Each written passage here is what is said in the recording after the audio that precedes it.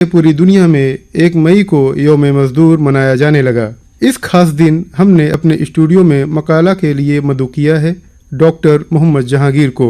मकाला का उन्वान है उर्दू अदब में मजदूर मसाइल की बाज़गश्त। समाअत फरमाइए। इसमें दो राय नहीं कि मजदूर बज़ाहिर मफलूकुल हाल और बेयारो मददगार होता है, लेकिन हकीकत में वो मुआशरे का मेमार और बुनियाद गुजार होता है। जिस तरह नमक के बगैर खाना बेमज़ा और बेजायका होता है, बेन ही मजदूर के बगैर हम इंसानों की ज़िंदगी बेरंगो बेनूर होती है। मुआशरे की तामीर व तश्कील में एक मजदूर जिस कदर अपनी कुर्बानियाँ पेश करता है, उसकी मिसाल पेश नहीं की जा सकती। यही सबब है कि मजदूर की तमाम तर मफलूकुल हाली और बेयारी व मददगारी के बावजूद मुआशरा उससे अपना दामन नहीं छुड़ा सकता और ज़िंदगी के किसी भी मोड़ पर मजदूर को नज़रअंदाज करके आगे नहीं बढ़ सकता। अगर अल्लामा इकबाल की नज़र से देखा जाए तो मजदूर हमारा मोहसिन होता है और हम उसके दर के भिखारी होते हैं, क्योंकि मजदूर की बदौलत ही हमारे नेमत खाने भरे होते हैं। हमारे नेमत खानों में जो अशिया रखी जाती है वो दरअसल मजदूर से ली गई भीख होती है। जैसा कि अपनी नज़्म गदाई में अल्लामा इकबाल कहते हैं, मैं कदे में एक दिन एक रिंद ज़ीरक ने कहा, है हमारे शहर का वाली गदाए बेहया, ताज पहनाया है किसकी बेकुलाही ने उसे, किसकी उरियानी ने बख्शी है उसे ज़र्री क़ुबा, उसके नेमत खाने की हर चीज़ है मांगी हुई, देने वाला कौन है मर्दे गरीबो बेनवा, मांगने वाला गदा है सदका मांगे या खिराज, कोई माने या न माने मीरो सुल्तान सब गदा। रोटी कपड़ा और मकान के हुसूल में एक मजदूर का किरदार कितना अहम होता है। रोटी के हुसूल में अगर मजदूर का साथ न हो तो ज़र ज़मीन होते हुए भी हम और आप भूखे मर जाएं। रेशम और धागे की सफाई से लेकर कपड़े की बुनाई तक अगर मजदूर का ताउन न मिले तो ज़र्क बर्क लिबास का हमारा ख्वाब शर्मिंदा ताबीर हरगिज न हो सकेगा। उसी तरह मकान की तामीर व तज़ीन और नक्शो निगार में अगर मजदूर का खून पसीना शामिल न हो तो तमाम तर मालो असबाब के बावजूद हम और आप अपने लिए एक मामूली से मामूली मकान का भी इंतजाम नहीं कर सकते। इसकी बेहतरीन मिसालें ताजमहल और लाल किला की शक्ल में हमारे पास मौजूद हैं, जिनकी तमाम तर तामीर व तज़ीन और हुस्नकारी और नक्शो निगारी मजदूर की मरहून मिन्नत है। गोया एक मजदूर हमारे मुआशरे के लिए बहरहाल नागुज़ीर है। उसके बगैर एक कामयाब मुआशरे का तसव्वुर हम कभी भी नहीं कर सकते। इसके बावजूद अगर हम और आप मजदूर के साथ दरिंदगी और गैर इंसानी रवैये का मुजाहरा करते हैं, उसके हुकूक की पामाली करते हैं और उसे दर्दो कर्ब से दोचार करते हैं, तो हम और आप किस लिहाज से अपने आप को तालीम याफ्ता और मुहज़्ज़ब इंसान कहलाते हैं, इस पर हमें और आपको संजीदगी से गौर करने की ज़रूरत है। पहली बार 1 मई 1886 ईस्वी में मजदूर मसाइल और उसके हुकूक की बाजियाफ्त की कोशिश की गई थी और उस वक्त से लेकर आज तक ये सिलसिला जारी व सारी है। लेकिन इन तमाम बातों से क़त्ए नज़र हम महज ये देखने की कोशिश करेंगे कि उर्दू अदब में मजदूर मसाइल और उसके हुकूक की बातें किस अंदाज में रखी गई हैं, मंजूमाती और मंसूराती तख्लीक़ात में उन्हें किस कदर अहमियत हासिल है। चुनांचे इस पस मंज़र में देखा जाए तो मजदूर मसाइल पर फोकस करने वाले उर्दू मुसन्निफ़ीन की एक तवील फहरिस्त नज़र आती है, जिनकी तहरीरों में सिर्फ मजदूर मसाइल और उसकी खस्ता हालियों का तज़किरा नहीं मिलता, बल्कि मजदूर के तमाम तर मुश्किलात व मसाइल के हल की वाज़ेह तस्वीरें भी मिलती है। इस सिलसिले में मुंशी प्रेमचंद का अफसाना राजहट एक उम्दा पहल मानी जा सकती है, जिसमें एक बाप के जरिए मजदूरों पर किए गए अत्याचार की मुखालफत एक बेटे के तवस्सुत से कराई गई है। मसलन जब बेटा अपने बाप को अप्सराओं के साथ जश्न मनाता देखता है तो अपना रद्द अमल कुछ इस तरह जाहिर करता है, ये इंसाफ के खिलाफ है कि हम तो जश्न मनाएं और हज़ारों आदमी इसकी बदौलत मातम करें। 20,000 मजदूर 1 महीने से मुफ्त में काम कर रहे हैं, लेकिन उनके घरों में जश्न नहीं क्यों? जो पसीना बहाएं वो रोटियों का तरसे और जो हराम खाएं वो हमारी महफिलों की जीनत बने। मैं अपनी आँखों से ये जुल्म सितम नहीं देख सकता, मैं इस अजाब में शरीक नहीं हो सकता। इससे तो यही बेहतर है कि मैं अपना मुँह लेकर कहीं और चला जाऊँ, क्योंकि ऐसे राज में रहना मैं अपने उसूल के खिलाफ और शर्मनाक समझता हूँ। इस सिलसिले की एक और कड़ी आज़म कुरैवी का अफसाना अछूत है, जिसमें वाज़ेह तौर पर मजदूरों की कसम पुरसी और सरमायादारों के जुल्म व उद्वान की दास्तान बयान की गई है।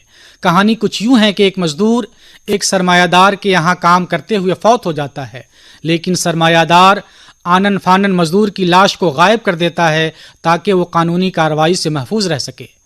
لیکن برسوں بعد جب اسی مزدور کا بیٹا اپنے علاقے میں بحیثیت ضلع کلکٹر بحال ہوتا ہے اور سرمایہ دار حسب دستور ضلع کلکٹر سے ملنے جاتا ہے، اور جب اسے باتوں باتوں میں پتہ چلتا ہے کہ ضلع کلکٹر تو اسی کے مزدور کا بیٹا ہے، تو اسے ایک شوق سا لگتا ہے اور مارے شرم کے وہ زمین پر گر پڑتا ہے اور یوں ہمیشہ ہمیش کے لیے سرمایہ دار کی موت ہو جاتی ہے۔ اسی سلسلے کی ایک تیسری کڑی الیاس احمد غدی کا ناول فائر ایریا ہے، جس میں کولڈ فیلڈ کے مزدوروں کے احوال کا ایک خوبصورت نقشہ کھینچا گیا ہے۔ اس ناول میں مزدور کے استحصال کی مختلف شکلیں سامنے آتی ہیں، مثلا مالکوں اور افسروں کے ذریعے مزدوروں کا استحصال، لیڈروں کے ذریعے مالکوں اور ٹھیکیداروں کا استحصال، مردوں کے ذریعے عورتوں کا استحصال، قرض کے ہر سطح پر استحصال ہی استحصال نظر آتا ہے۔ اس طرح کولڈ فیلڈ کے مزدوروں کا روزانہ کا ایک ہی معمول ہے، صبح اٹھنا، گندے تالاب میں نہانا، آلو چوکھا کھانا اور پھر انڈر گراؤنڈ کولڈ فیلڈ کی سیاہ دنیا میں خون پسینہ ایک کرنے کے لیے پہنچ جانا۔ ان میں کوئی تبدیلی نہیں، کوئی بغاوت اور کوئی احساس نہیں، ان کا سارا بدن سیاہ پتھر نظر آتا ہے، کان کے اندر ہمہ وقت موت کا سایہ ان کے سروں پر رقص کرتا ہے، لیکن بھوک ہے کہ انہیں موت کے منہ میں بھی جانے سے نہیں روک پاتی۔ اسی سلسلے کی ایک اور کڑی شاہین نظر ہیں، جو موجودہ دور کے بہترین افسانہ نگار ہیں۔ وہ اپنے افسانہ سرکٹے لوگ میں ایسے ہی مزدور کی داستان حیات بیان کرتے ہیں جنہیں کچھ سوچنے اور سمجھنے کی اجازت بالکل نہیں ہے۔ انہیں بس ایک ہی بات ازبر کرائی گئی ہے اور وہ ہے تابعداری اور بس تابعداری۔ ان کی حیات کا بس ایک ہی مقصد ہے اور وہ ہے محض کام اور کام کرنا۔ انہیں عزت سے جینے کا کوئی حق نہیں، ان کی تقدیر میں صرف ذلت و خواری لکھی جاتی ہے۔ ان کے پاس سر تو ہے لیکن اٹھانے کا انہیں کوئی حق نہیں۔ گویا ان کی حیثیت سرکٹے لوگوں کی طرح ہے کہ جسم تو ہے لیکن اس میں کچھ جان نہیں، بالکل بے حس و حرکت مردے کی مانند، جب جس وقت اور جس نے چاہا انہیں فٹ بال کی طرح اڑا دیا۔ اس طرح دیکھا جائے تو بہت سے افسانے ہیں جس میں مزدوروں کے قسم پرسی کے حالات بیان کیے جاتے ہیں۔ اس کے ساتھ ساتھ منظوماتی ادب میں بھی مزدوروں کے دردناک احوال بیان کیے گئے ہیں۔ مثلا علامہ اقبال، سیماب اکبر آبادی، جوش ملیح آبادی، مجید لاہوری، قتیل شفائی وغیرہ نے اپنے نظموں کے ذریعے مزدوروں کے احوال ہم سامعین کے سامنے پیش کرنے کی کوشش کی ہے۔ ان لوگوں نے بتایا ہے کہ مزدور اور سرمایہ دار کے درمیان کس قدر ناہمواری پائی جاتی ہے۔ مثال کے طور پر علامہ سیماب اکبر آبادی نے اپنی نظم مزدور میں انتہائی مفلوق الحال مزدور کا نقشہ کھینچا ہے، جسے کبھی بھی آرام میسر نہیں ہوتا۔ وہ ہمدم مصیبت زدہ رہتا ہے اور اس کی کائنات ہمیشہ تاریکیوں میں ڈوبی ہوئی رہتی ہے، جیسا کہ وہ رقم تراز ہیں۔ گرد چہرے پر پسینے میں جبیں ڈوبی ہوئی، آنسوؤں میں کوہنیوں تک آستیں ڈوبی ہوئی، اس کے دل تک زندگی کی روشنی جاتی نہیں، بھول کر بھی اس کے ہونٹوں پر ہنسی آتی نہیں، ایک لمحہ بھی نہیں اس کو مصیبت سے نجات، صبح ہو یا شام ہے تاریک اس کی کائنات۔ اس کے برخلاف الطاف مشتدی نے اپنی نظم مزدور کی تصویر میں مزدور کو ابن آدم کے حق میں باعث توقیر بتایا ہے، اس کے وجود کو اہل ثروت کے حق میں اقصیر قرار دیا ہے، نیز اس حقیقت سے بھی روشناس کرایا ہے کہ محنت کش مزدور کی ایمانداری کی چوکھٹ پر فرشتے اپنی جبین نیاز خم کرتے ہیں اور مزدوروں کے ہاتھوں ہی رحمت ربانی کے دروازے کھلتے ہیں۔ ان تمام احسانات کے بعد بھی مزدوروں کے حقوق کا خیال نہ رکھنا احسان فراموشی کے سوا اور کیا ہو سکتی ہے۔ مزدور کی تصویر کشی کرتے ہوئے وہ کہتے ہیں، چشم عبرت آ دکھاؤں میں تجھے وہ سرزمیں، چومتی ہے جس کی چوکھٹ کو فرشتوں کی جبیں، جس کی ہے گاڑھی کمائی سود خاروں کے لیے، جس کی جان زار ہے سرمایہ داروں کے لیے۔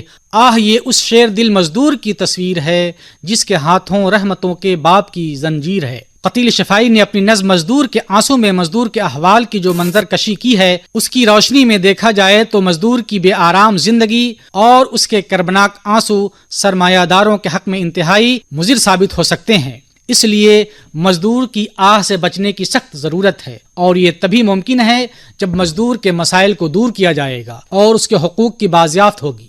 بقول قتیل شفائی، برسوں نہیں دیکھا کبھی آرام کا منظر، بیکل ہیں ازل ہی سے بلکتے ہوئے آنسو، ڈرتا ہوں کہ دنیا میں نہ آ جائے قیامت، بھونچال ہیں بھونچال تھرکتے ہوئے آنسو، زردار کے سینے میں ہے گڑتے ہوئے بھالے، مزدور کی آنکھوں سے ٹپکتے ہوئے آنسو۔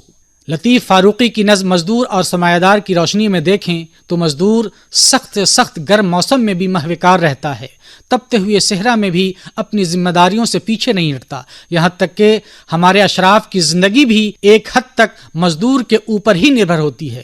اس کے باوجود ہمارے اشراف مزدور کو حقارت کی نظر سے دیکھتے ہیں، یہ کس قدر غیر اخلاقی بات ہے۔ چنانچہ لطیف فاروقی رقم تراز ہیں: موسم گرما ہے سر پر آ چکا ہے آفتاب، بھن رہے ہیں جانداروں کے بدن مثل کباب، ایسے میں ایک کھیت میں مزدور مہوے کار ہے، جس کی محنت کا پسینہ ہر گھڑی خوں بار ہے، دیکھ او مستے میں پندار او سرمایہ دار، تیری روزی کا انہی لوگوں پہ ہے دار و مدار، ڈالتا ہے جس پہ دائم تو حقارت کی نظر، زندگی اس کے سوا ہوتی نہیں تیری بسر۔ شہاب لدھیانوی کی نظم مزدور کی برسات پڑھنے سے یہ راز کھلتا ہے کہ ایک طرف سرمایہ دار اور خوشحال طبقہ موسم برسات کا لطف اٹھا رہا ہوتا ہے، تو دوسری طرف مجبور مزدور موسم برسات کی پرواہ کیے بغیر اپنی جانوں کو ہتھیلی پر رکھتا ہے اور گھر سے باہر نکل پڑتا ہے تو محض اس لیے تاکہ اس کے بال بچوں کو ایک وقت کی روٹی مل سکے۔ جیسا کہ وہ کہتی ہیں: ہر طرف سے جمع ہو کر آ گئے ہیں ابر باد، شاد ہے مسرور ہے مخمور ہے ہر خاک زاد، ایک بشر لیکن ہے پہلے سے بھی کچھ تشویش ناک، دھل گئی ہے ابر کے چھینٹوں سے گو چہرے کی خاک، ڈھونڈتا پھرتا ہے مزدوری کوئی دیوانہ وار، پاؤں میں ٹوٹی ہوئی جوتی امامہ تار تار، مہ برسنے میں بھی نکلا ہے کمانے کے لیے، گھر میں ایک دانہ نہ تھا کھانے کھلانے کے لیے۔ اس طرح ہم دیکھتے ہیں کہ اردو ادب کے نظم و نثر دونوں اصناف میں مزدور مسائل اور اس کے حقوق کی بازگشت واضح طور پر سنائی دیتی ہے کہ ستانہ زیر دستوں کا نہیں اچھا زبردستوں، کہ آہیں ان کی لرزاں دیں گی جا کر آسمانوں کو۔ القصہ پیغمبر اسلام صلی اللہ علیہ وسلم کے اس جاویدانی پیغام کے ساتھ ہم اپنی گفتگو کو ختم کرتے ہیں کہ مزدور کا پسینہ سوکھنے سے پہلے اس کی مزدوری دے دینا ہم سب کا بنیادی اور ایمانی فریضہ ہونا چاہیے۔ ابھی آپ ڈاکٹر محمد جہانگیر سے مقالہ سماعت فرما رہے تھے۔